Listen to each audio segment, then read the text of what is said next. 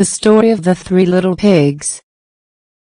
Once upon a time when pigs spoke rhyme and monkeys chewed tobacco, and hens took snuff to make them tough, and ducks went quack quack quack. Oh! There was an old sow with three little pigs, and as she had not enough to keep them, she sent them out to seek their fortune. The first that went off met a man with a bundle of straw, and said to him, "Please, man, give me that straw to build me a house." Which the man did, and the little pig built a house with it. Presently came along a wolf, and knocked at the door, and said, little pig, let me come in." To which the pig answered, "No, no, by the hair of my chinny chin." The wolf then answered to that, "Then I'll huff, and I'll puff, and I'll blow your house in." So he huffed, and he puffed, and he blew his house in, and ate up the little pig. The second little pig met a man with a bundle of furs, and said, "Please, man, give me that furs to build a house."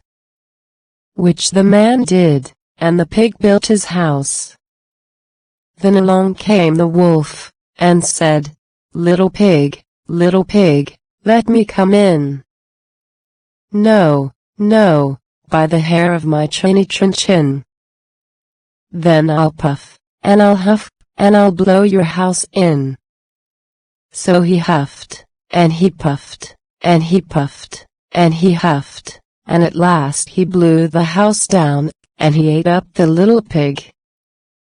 The third little pig met a man with a load of bricks, and said, "Please, man, give me those bricks to build a house with." So the man gave him the bricks, and he built his house with them. So the wolf came, as he did to the other little pigs, and said, little pig, let me come in." "No, no, by the hair of my chinny chin." "Then I'll huff, and I'll puff, and I'll blow your house in." Well, he huffed, and he puffed, and he huffed and he puffed, and he puffed and huffed, but he could not get the house down.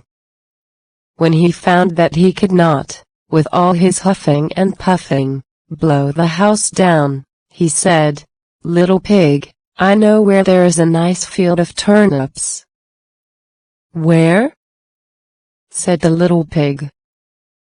"Oh, in Mr. Smith's home field, and if you will be ready tomorrow morning I will call for you, and we will go together, and get some for dinner." "Very well," said the little pig, "I will be ready." "What time do you mean to go?" "Oh, at 6 o'clock.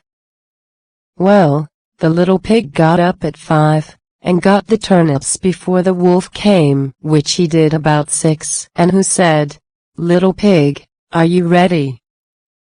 The little pig said, "Ready. I have been and come back again, and got a nice potful for dinner." The wolf felt very angry at this, but thought that he would be up to the little pig somehow or other, so he said, "Little pig, I know where there is a nice apple tree." "Where?" said the pig. "Down at Mary Garden," replied the wolf, "and if you will not deceive me I will come for you, at 5 o'clock tomorrow and get some apples." Well, the little pig bustled up the next morning at 4 o'clock, and went off for the apples, hoping to get back before the wolf came. But he had further to go, and had to climb the tree, so that just as he was coming down from it, he saw the wolf coming, which, as you may suppose, frightened him very much. When the wolf came up he said, "Little pig, what? Are you here before me? Are they nice apples?" "Yes, very," said the little pig. "I will throw you down one."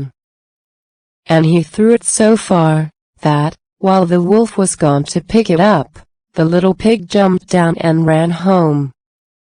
The next day the wolf came again, and said to the little pig, "Little pig, there is a fair at Shanklin this afternoon, will you go?" "Oh yes," said the pig, "I will go. What time shall you be ready?" "At 3, said the wolf. So the little pig went off before the time as usual, and got to the fair, and bought a butter churn, which he was going home with, when he saw the wolf coming. Then he could not tell what to do. So he got into the churn to hide, and by so doing turned it round, and it rolled down the hill with the pig in it, which frightened the wolf so much, that he ran home without going to the fair. He went to the little pig's house, and told him how frightened he had been by a great round thing which came down the hill past him. Then the little pig said, "Ha, I frightened you, then. I had been to the fair and bought a butter churn, and when I saw you, I got into it, and rolled down the hill." Then the wolf was very angry indeed, and declared he would eat up the little pig, and that he would get down the chimney after him.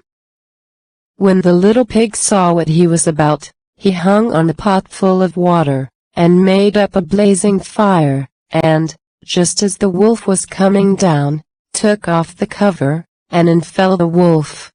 So the little pig put on the cover again in an instant, boiled him up, and ate him for supper, and lived happy ever afterwards.